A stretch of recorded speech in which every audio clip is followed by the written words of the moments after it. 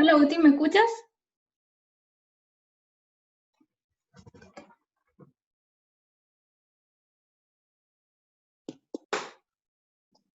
Hola, hola. ¿Se escucha? Sí, muy buenas. Hola Hola, ¿cómo Carolina. estás? ¿Qué tal? ¿Cómo va todo? Bien, bien, mira, ella es mi hermana, se llama Aileen y las dos somos las fundadoras de Libre Pensante Chile. Todavía es una agrupación chiquitita, Bueno, mucho gusto. pero teníamos hartas ganas de Sí. hacer este Zoom contigo. Te queremos hacer algunas preguntas. Vamos a hablar acerca de la nueva derecha y el posmodernismo, Sí. ¿ya? Así que ya estamos Bueno, grabando. Vamos a empezar primero perfecto. presentándote. Estamos hoy día con Agustín Laje. Él es politólogo, magíster en filosofía, escritor, conferencista y fundador y director de la Fundación de Centro de Estudios Libres. Así que, Agustín, ¿cómo estás? ¿Cómo te ha ido? Bien, Carolina, bueno, muchas gracias por el contacto y por el interés en tener esta conversación. Gracias también a tu institución por haber pensado en mí para este diálogo. Acá las cosas están bien, mucho más normales de lo que están en Argentina. Así que digamos que no la estoy pasando tan mal. Yo en este momento estoy en España. No están tan mal las cosas como sí se ven que están, por ejemplo, en Argentina y en otros países de Hispanoamérica. Ya. Entonces, bueno, estamos muy contentas de que estés bien. Así que vamos a empezar con esto. Bueno, tratando de hacer como una definición acerca de qué es la posmodernidad. Bueno, a ver, la posmodernidad, digamos, es un concepto que no está del todo aceptado, es decir, no es uno de esos conceptos que todo el mundo acepta como legítimo, no es como el concepto de, por ejemplo, no sé, la sociedad industrial, o por ejemplo la sociedad moderna, o por ejemplo la sociedad feudal. Bueno, esos son categorías sociohistóricas con las cuales, digamos, la gente acuerda. Se entiende que son categorías plenamente aceptadas o prácticamente aceptadas en su totalidad por el mundo académico. Con el tema de la posmodernidad ya hay algunos problemas. Hay gente que lo acepta como palabra y hay otra gente que dice, no, en verdad no hay una posmodernidad. Sigue siendo modernidad. Entonces lo quieren poner de otra manera y le llaman tardomodernidad, ¿no? O modernidad tardía. Incluso ha habido otros intentos por definir qué tipo de sociedad es esta. Por ejemplo, se me viene a la cabeza Lipovetsky hablando de la hipermodernidad, o se me viene a la cabeza Simon Bauman con su modernidad líquida.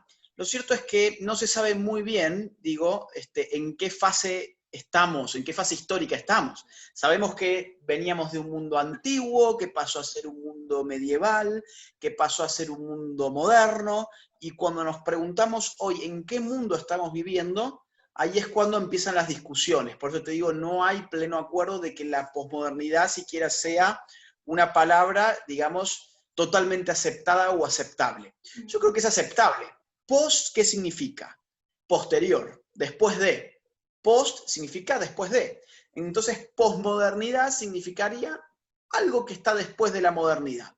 Que no llegamos todavía a saber exactamente qué es y qué lo define por completo, al punto de que no podemos prescindir de la palabra modernidad para su propia definición conceptual. Esto significa, en el propio nombre posmodernidad, la palabra modernidad está incluido. Simplemente tenemos la capacidad de decir, es algo que está después de la modernidad. Sí, ¿y qué es ese algo que está después de la modernidad? ¿Por qué no lo bautizás con un nombre distinto? No, bueno, porque todavía mantiene muchas cosas de la modernidad que no me permiten todavía a mí darle un nombre. Y aparte, modernidad, digamos, significa, digamos, tiene una raíz etimológica que en definitiva significa actual, ¿no? Lo moderno es lo actual, es lo de ahora, es la novedad, es lo novedoso. Entonces, ¿qué está después de lo actual? Bueno, ¿qué está después de lo actual? Eso sería la posmodernidad. ¿Hay algo después de lo actual? Entonces, vemos que el concepto en sí tiene algunos problemas. Sin embargo, voy a tratar de definirlo, porque yo creo que es un concepto que hay que tratar de definir y que tiene su validez, porque hoy mucha gente está hablando de la posmodernidad. Cuando la academia ha dejado de hablar mucho de la posmodernidad, ahora la gente está hablando de la posmodernidad. Entonces, estas disociaciones entre cultura popular y academia son muy nocivas, entonces creo que hay que hacerse cargo, ¿no? Y ese hacerse cargo es tratar de definir qué es la posmodernidad. Yo creo que la posmodernidad está definida en sus términos económicos por un sistema postindustrial en el cual ya no se produce sobre todo bienes tangibles, donde la fábrica ha dejado de ser el motor de la economía y donde el motor de la economía hoy se puede encontrar en el sector de los servicios. Te pongo un ejemplo cuantitativo. Estados Unidos en el año 2017, su PBI, su Producto Bruto Interno, estaba explicado en un 80% por el sector de los servicios. Es decir, ¿qué se produce en el sector de los servicios? Bueno, digamos, turismo, diseño, consultoría, educación, entretenimiento, o sea, un montón de productos intangibles, totalmente impregnados culturalmente. Es decir, ¿qué es el entretenimiento? Bueno, es ir al cine. Bueno, eso es cultura, ¿no? Bueno, ¿qué es, digamos, la educación? Bueno, ir al colegio o ir a la universidad. Y eso es cultura, ¿no? ¿Qué es el diseño? Bueno, es darle una significación agregada a un producto. Diseño un iPhone, diseño una laptop, diseño un automóvil. Sí, pero eso es darle una significación cultural, además. La moda es cultura, en cierto sentido, el diseño, etcétera, ¿no? Entonces, este mundo posmoderno no es un mundo industrial. Reino Unido en el año 2017 tuvo el 79% de su PBI explicado por el sector de los servicios. Si te ibas al año más o menos 1970, el sector de los servicios en el PBI en el Reino Unido estaba por debajo del 50%. Es decir, hemos vivido una revolución económica muy importante en las últimas décadas que están ligadas a este mundo posmoderno, ¿no? Que es el de, económicamente hablando, el de la transformación de la producción que va desde el bien material hacia un peso económico mucho mayor de aquello que es intangible, que es el servicio. Ya voy a unir todo esto, porque esto puede parecer un poco confuso. Vamos al sector de la política, Vamos al sector de la política. ¿Qué podemos decir en la política? Bueno, si en la modernidad la política estaba definida por la organización política más importante, que era el Estado moderno, en las últimas décadas ese Estado moderno ha perdido muchísimo peso. Prácticamente ya no tiene autoridad real sobre sus políticas públicas y en muchos casos no tiene soberanía. Ha habido una desterritorialización del poder, producto de las tecnologías de la comunicación, que hace que el poder fluya de otra manera. El Estado ya no está controlando realmente el poder como antes. Un signo de esto es, por ejemplo, las organizaciones supranacionales. Es decir, que nuestros estados estén subordinadas políticamente e incluso en muchos casos jurídicamente a organizaciones internacionales, desconsideran aquello que es definitorio del Estado moderno, que es su soberanía. ¿Qué es la soberanía? La capacidad de decidir en última instancia sobre tu territorio, la capacidad de darte a vos mismo tu propio marco jurídico.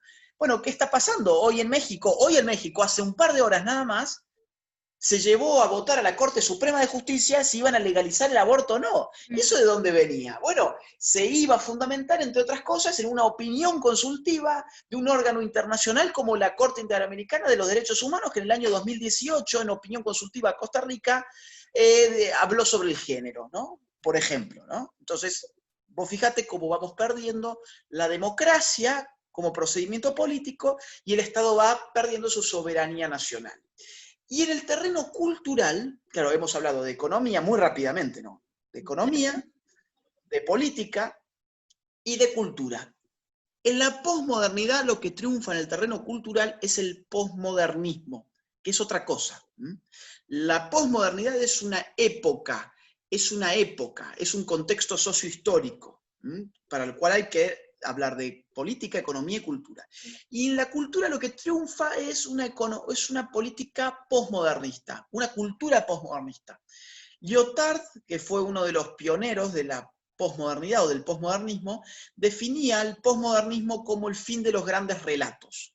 Decía Lyotard, bueno, Occidente ha tenido grandes relatos, ha tenido el relato de la Ilustración, que es el relato de la razón, ¿no? La razón nos va a emancipar, vamos a llegar en una etapa de la Ilustración en la cual todos vamos a ser plenamente racionales y por lo tanto vamos a ser plenamente felices, ¿no? Y vamos a poder ordenarnos casi utópicamente.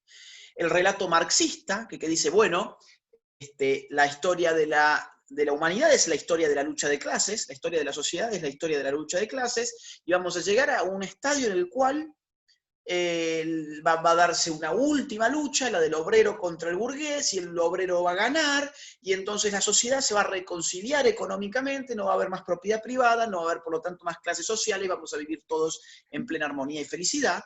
Y está el relato del cristianismo, que es también un relato escatológico, Dios baja a través de su Hijo, o sea, Dios se hace hombre, baja, nos salva, y hay una vida después de la muerte, hay otra dimensión existencial después de esta tierra, de plena felicidad, etc.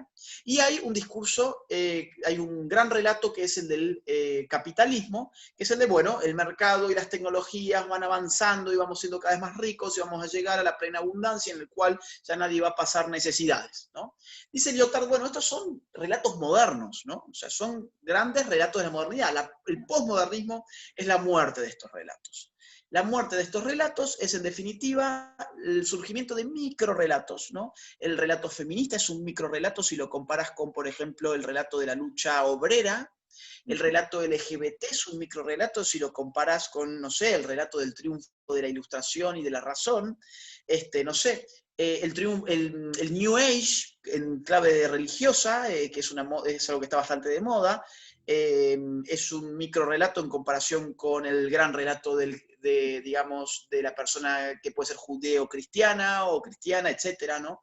Entonces, el posmodernismo es una cultura de lo efímero, es una cultura de los márgenes, además, es una cultura de la deconstrucción, es una cultura de deconstruir aquello que todavía puede dar sentido a un gran relato, la razón, la realidad, la libertad. Son valores fuertes. Estamos en la época de, digamos, lo débil, diría Bátimo, ¿no? Acá hay una realidad débil, hay un valor débil, hay culturas débiles, efímeras, diría el Lipovetsky, ¿no? Entonces, es una cultura muy gelatinosa, ¿no? No tiene una forma definida, le vamos dando la forma que queremos, ya no hay realidad, no hay hechos, hay interpretaciones, no hay nada bello, todo puede ser arte, todo puede ser bueno o malo según como se lo mire, no hay verdad, la época del posmodernismo es una época también de la posverdad, ¿no? Entonces, esto es la época del hedonismo, es la época del deseo, es la época de la autosatisfacción, un hiperindividualismo llevado a la demanda en clave de derechos, de que yo tengo que realizarme como yo quiero ser, porque me han dicho que la realidad la construyo yo. Eso es el posmodernismo, digamos que es el dato cultural de la posmodernidad. Agustín, bueno, siguiendo con el posmodernismo, y diríamos que el posmodernismo puede ser una línea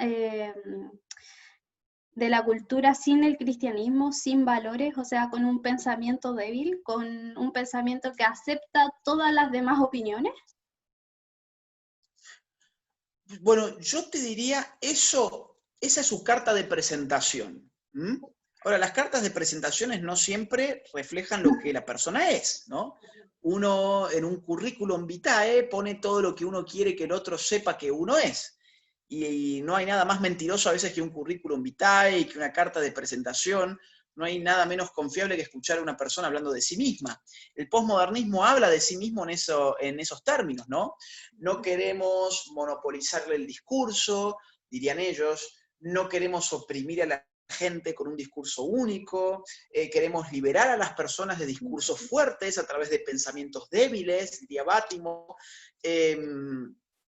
Queremos, bueno, que la gente pueda ser dueña de su propia vida, de sus propios pensamientos, que no haya estructuras opresoras como el cristianismo, sobre todo. Entonces, claro, claramente es anticristiano.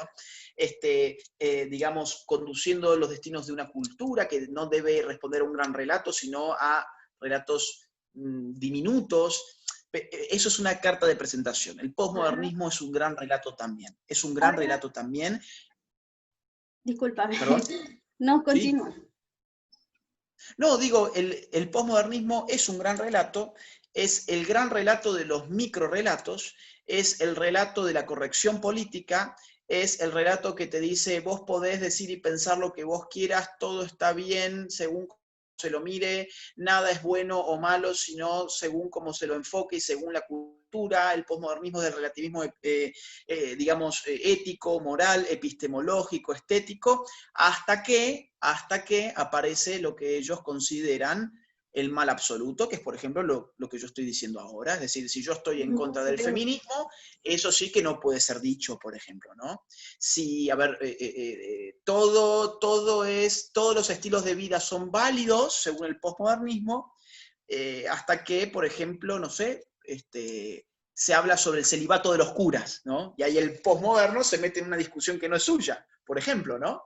El posmoderno se mete en todos los estilos de vida son igualmente válidos, cada quien tendría que vivir su vida como le plazca, pero además quiero que terminen con el celibato. Ah, sí, pero vos ni siquiera sos católico, entonces, ¿de qué estás hablando, no? O sea, el posmodernista es un hipócrita.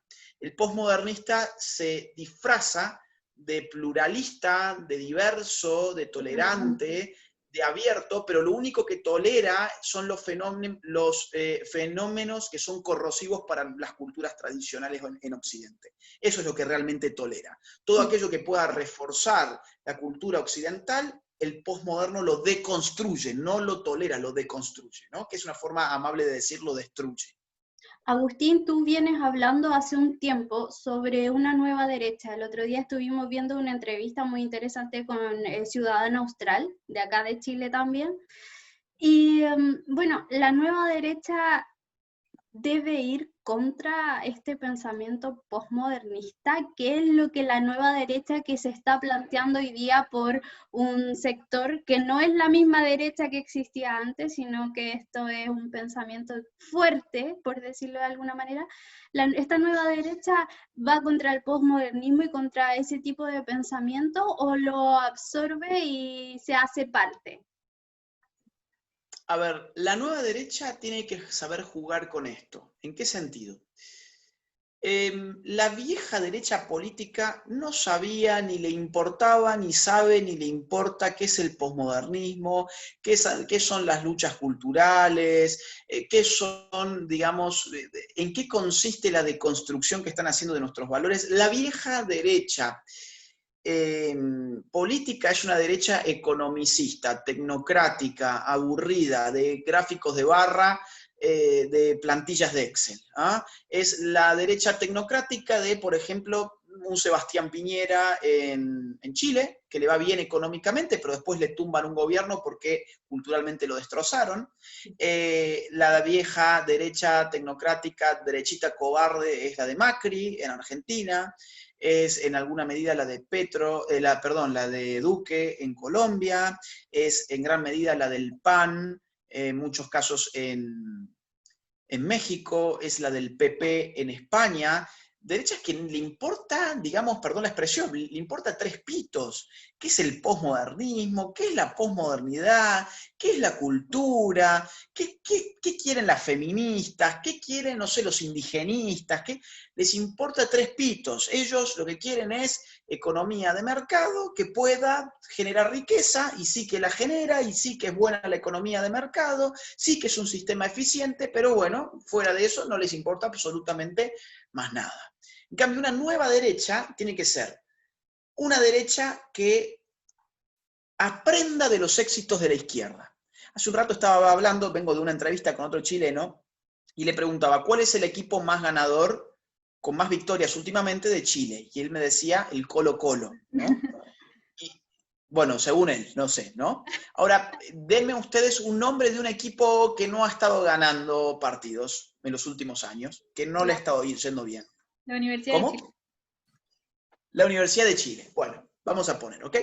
Entonces, la gran pregunta es, si yo quiero saber cómo se juega bien al fútbol, ¿no? ¿Yo tengo que estudiar al Colo-Colo y su juego? ¿O yo tengo que estudiar a la Universidad de Chile y su juego? Yo no digo que la nueva derecha no tiene que ser de derecha, no, al revés, tiene que ser de derecha, pero tiene que aprender mucho de esta gente que por algo está yendo como le está yendo, y le está yendo muy bien. A tal punto que la vieja derechita cobarde ha aceptado un montón de postulados propios de las izquierdas en el terreno cultural porque no tenía otra cosa que ofrecer. Por ejemplo, Claro, Macri, Piñera, son...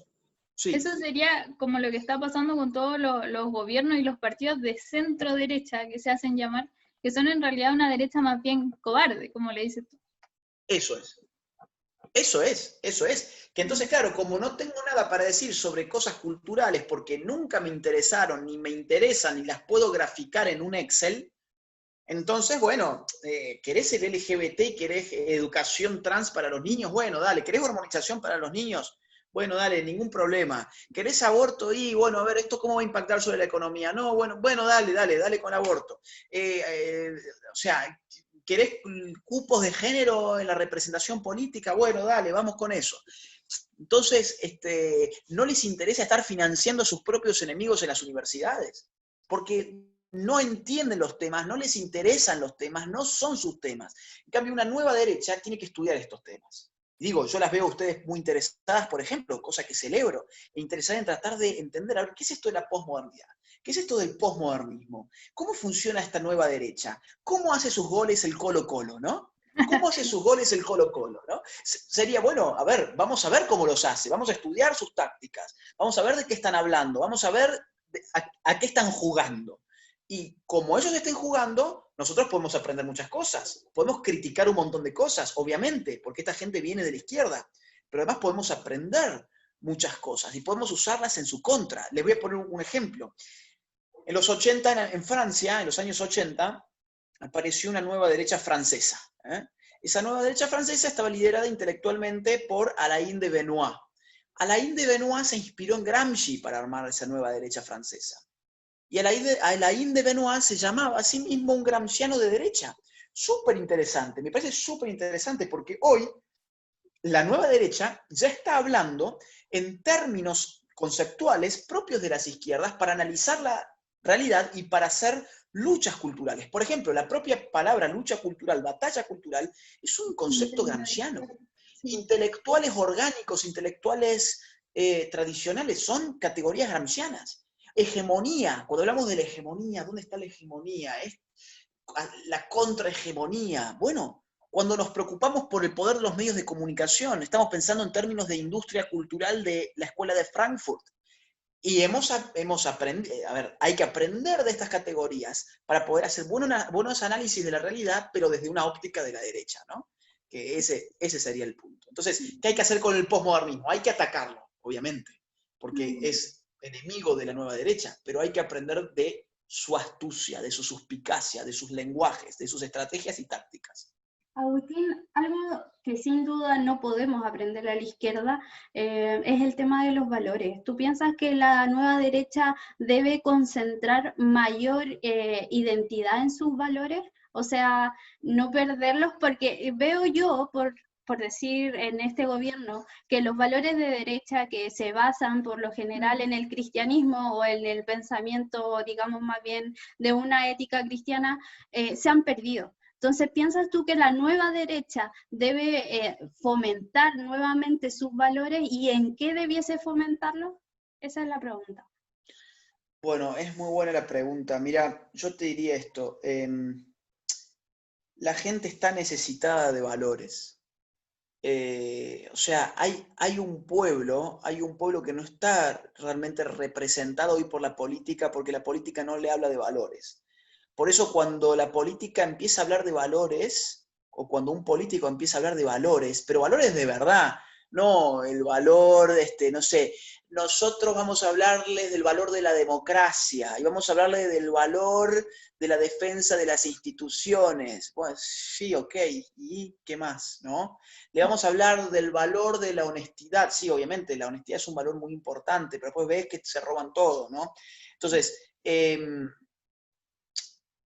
hace falta políticos que hablen de valores duros, en un momento de pensamiento débil, para seguir con eso de Bátimo, digamos, de pensamiento débil, vas a tener valores débiles, valores consumibles, así, digamos, valores que no llegan a arraigar, y la derecha tiene, digamos, tiene que hacer pie en valores muy fuertes, valores como, obviamente, la defensa de la vida, la defensa de la libertad, pero no solamente la libertad económica, como quiere la vieja derechita cobarde, sino de, por ejemplo, la libertad también religiosa, la libertad de los padres de familia para escoger la educación de sus hijos, la libertad de expresión en todos los casos, la libertad de cátedra, la libertad de culto, la libertad de ofender al otro.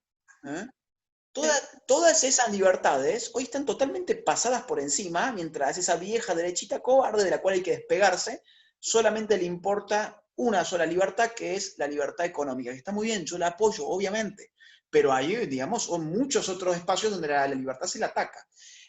Hay que defender la propiedad, hay que defender la vida, hay que defender valores objetivamente buenos, la familia, por ejemplo, instituciones objetivamente necesarias incluso para limitar al poder político, como son la familia, los cuerpos intermedios, las iglesias, digamos, ir contra, por ejemplo, el laicismo. El laicismo es la ideología que dice que la religión tiene que estar totalmente fuera del espacio público, de las puertas de tu casa para adentro o del templo para adentro.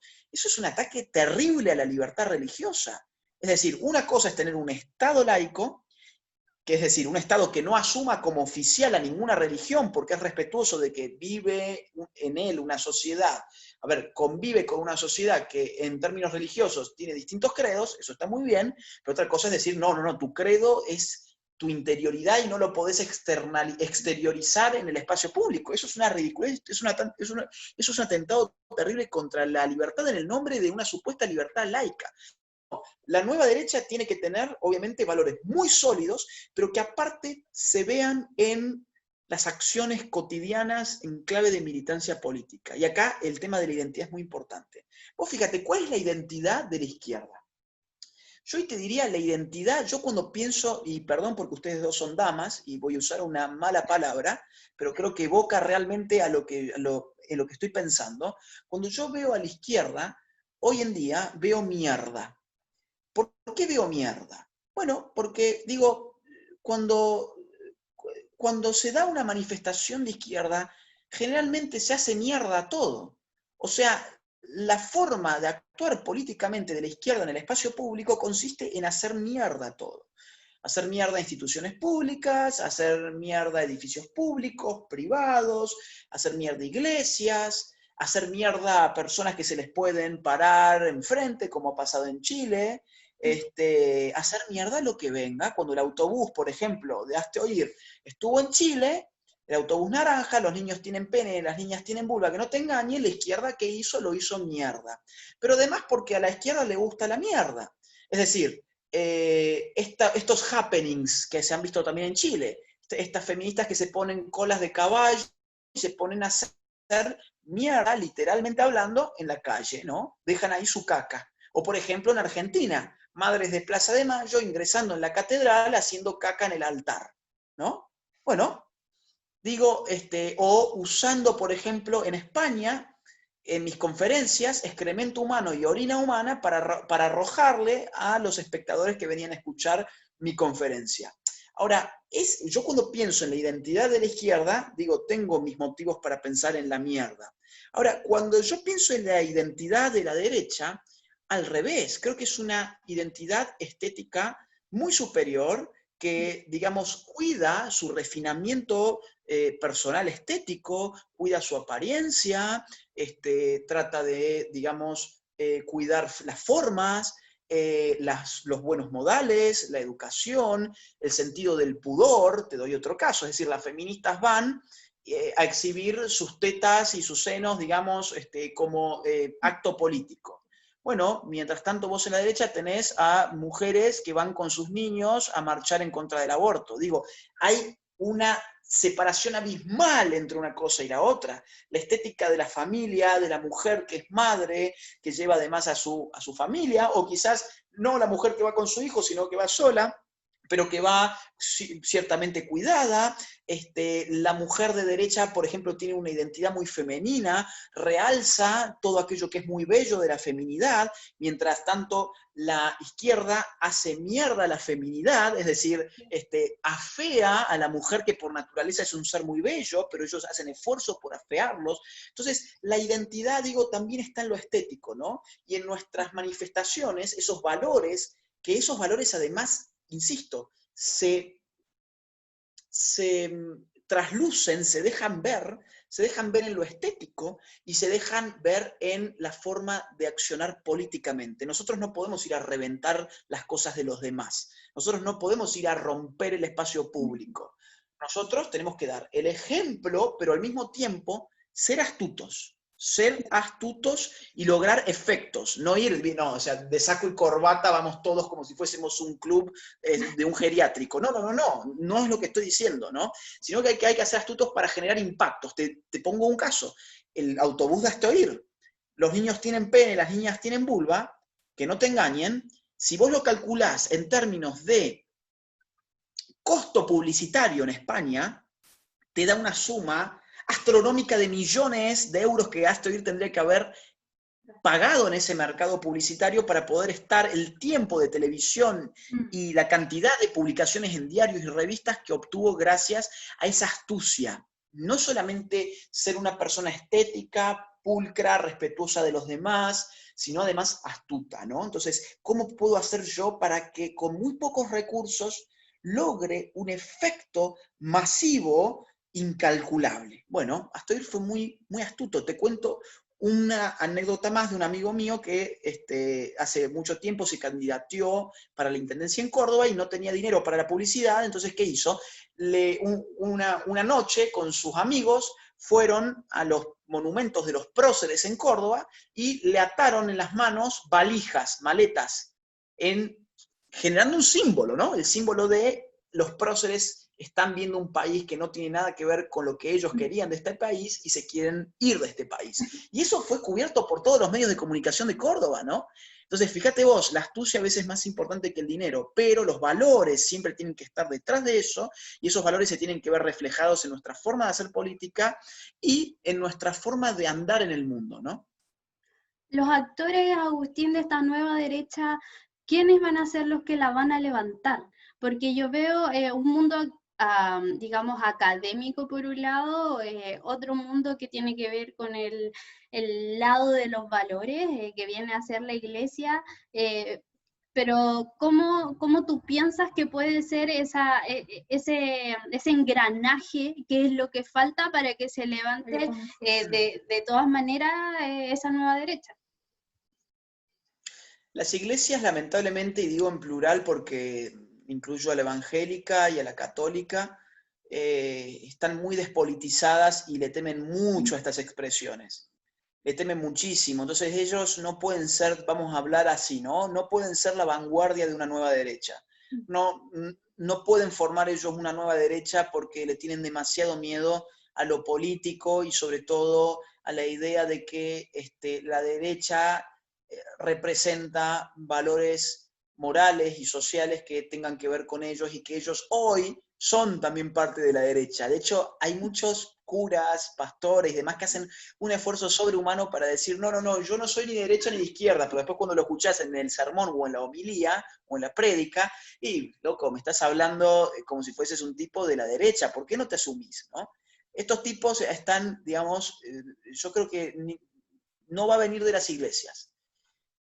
No va a venir de los economistas en general. Hayek ya decía, algo así como que, digamos, un economista que solamente sabe de economía puede ser hasta un peligro, ¿no? Entonces, los economistas de la centro derecha, bueno, son tecnócratas hoy en día, ¿no? Son tecnócratas. Hay ejemplos excepcionales como el de Javier Milei, pero son excepciones a la regla. Los economistas hablan de economía y una nueva derecha, si algo no puede ser, es economicista. Lamentablemente nuestro sector carece de intelectuales, de filósofos, de politólogos, de sociólogos, de antropólogos, de historiadores. Fíjate cómo hemos perdido la lucha por las historias.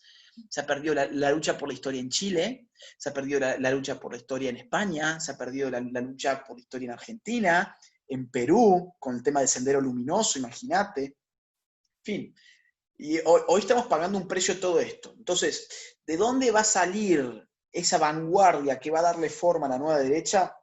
Mi esperanza es que de la juventud. Yo creo que, a ver, yo he vivido un cambio generacional enorme. Yo escribo desde muy chico. Yo empecé a escribir a los 15 años, mi primera conferencia la di a los 18, esto fue año 2007, en el año 2007 di mi primera conferencia, estamos hablando de hace ya 13 años, mi primer libro lo saqué en el año 2011, en el año 2008 di un discurso público en el Día Nacional de las Víctimas del Terrorismo en Argentina, y siempre el público era un público muy anciano, de 60 años para arriba. En el año 2013 publicamos con Nicolás Márquez Cuando el relato es una farsa, que fue un libro contra el kirchnerismo, y también el público era muy adulto, muy grande. Y cuando publicamos el libro negro de la nueva izquierda, en la primera presentación, ese público también era un promedio de edad de 55, 60 años, para arriba, ¿no? No nos entendieron nada, ¿de qué le hablamos? De feminismo, LGBT, aborto, ideología de género, nueva izquierda, no entendieron nada, y ese público se fue perdiendo, porque era un público que no entendía estas nuevas luchas. Ahora, llamativamente, apareció un nuevo público. De hecho, nunca me voy a olvidar, un amigo nuestro, militar, nos dijo, bueno, mira, muy lindo lo del libro, gracias por invitarme a la presentación, estuvo interesante, pero la verdad, aburridísimo. Me acuerdo que nos dijo eso, porque era amigo nuestro, bueno, es amigo nuestro, y entonces nos dijo, bueno, mira, sí, está bien, pero la verdad, aburridísimo me ha parecido. No sé qué han querido hacer. Eso nos dijo apenas salió el libro en el año 2016, imagínate. Yo creo que ese público pensó exactamente eso de ese libro, pero apareció de golpe otro público, totalmente distinto. Y ese público totalmente distinto eran todos chicos. Chicos de 15 años, 16 años. Todos chicos, a ver, yo te diría el 90% es sub 30 y el 80% es sub 25. O sea, y gran parte son adolescentes todavía. En conferencias que viene el chico de 15 años con el padre, y uno tiende a pensar, bueno, el padre lo trajo el hijo. Y el padre viene y te dice, mira, mi hijo me pidió que lo acompañara, no sabía ni a dónde venía, pero la verdad estuvo muy interesante. Y uno dice, mira vos. O sea, que el chico le pidió al padre que lo lleve, como quien le pide al padre que lo lleve al cine, o no sé, o que lo lleve a jugar, qué sé yo. No, le pedía venir a las conferencias.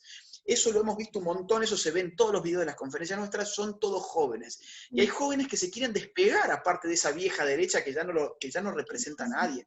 Que ni siquiera es de derecha, porque ni siquiera ellos se asumen de derecha. Ellos tienen terror de que les digan derecha. Entonces, ¿qué dicen? No, ni de derecha ni de izquierda. Como muchos dirán de centro, como muchísimo dirán de centro-derecha. No, ya esa gente ha pasado, gente de otra generación, gente que no tiene nada para aportar hoy en día. Entonces la nueva derecha va a ser algo que nazca al calor de la juventud, y eso, perdón, y cierro con esto, se ve muy bien, por ejemplo, en el caso de Vox. Fíjate la figura de Vox, Abascal. Abascal es un tipo joven, un tipo aparte, insisto con lo anterior, con una estética muy fuerte, un poco más.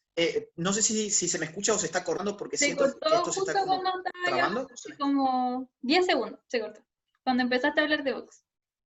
Ok. No, digo, fíjate vos lo que es el líder de Vox.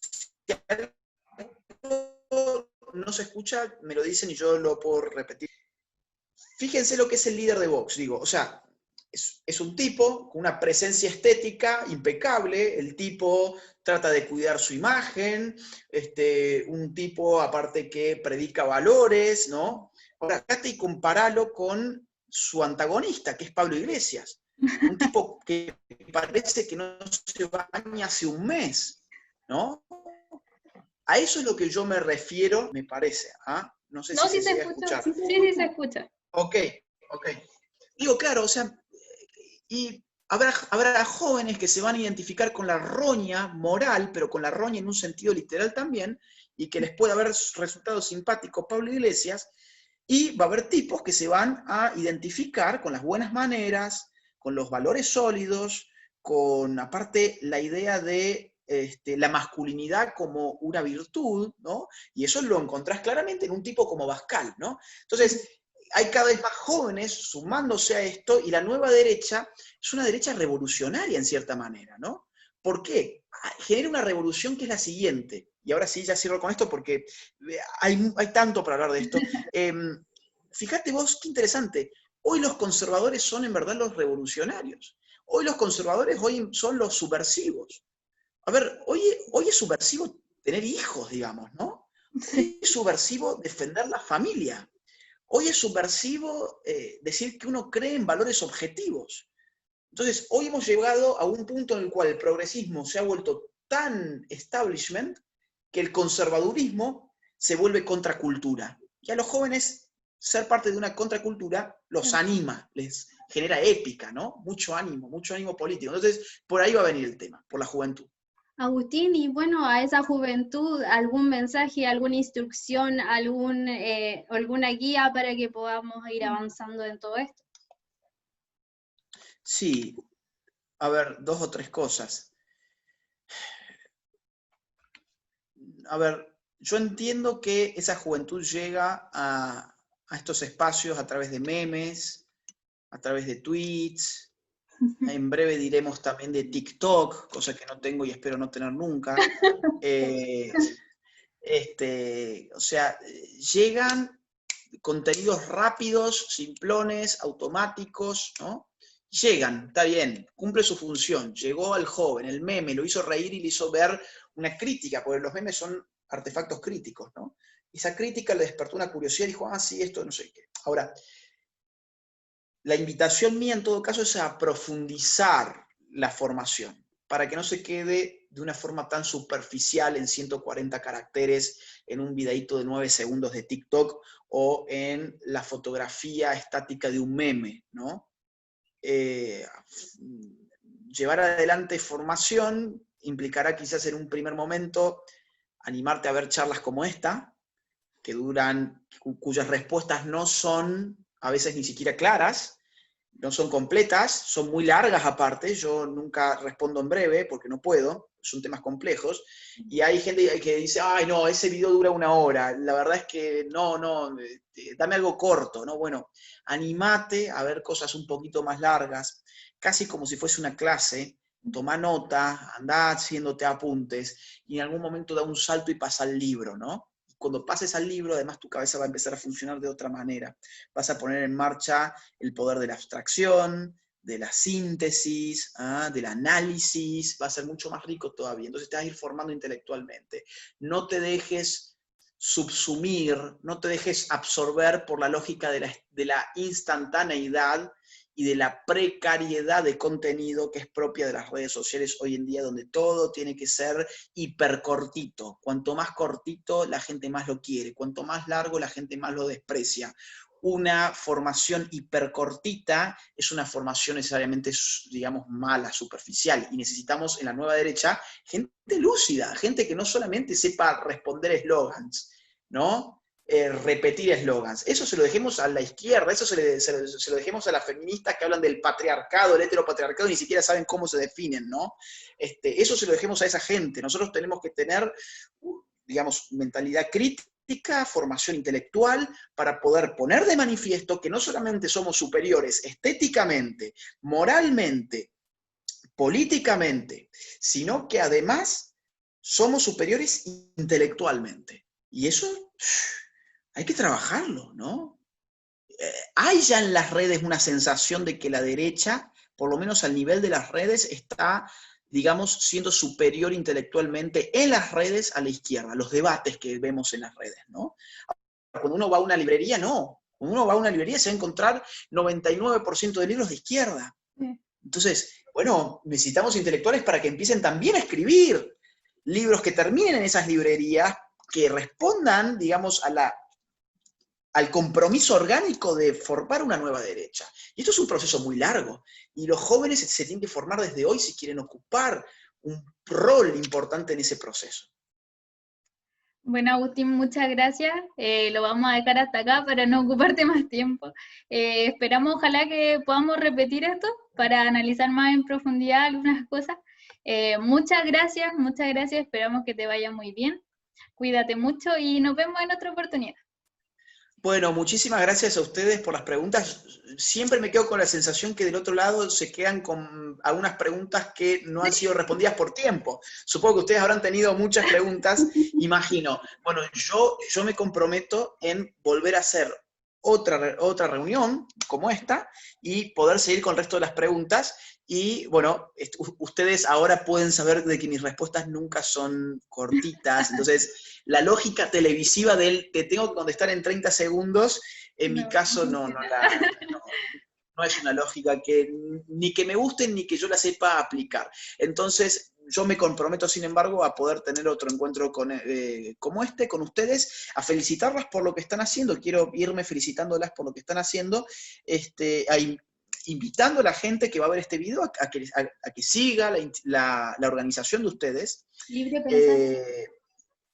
Libres Pensantes Chile, que los siga en sus redes sociales, que los apoye con me gusta, con difusión, porque si no nos apoyamos entre nosotros, digo, ¿de quién estamos esperando el apoyo si no? ¿No?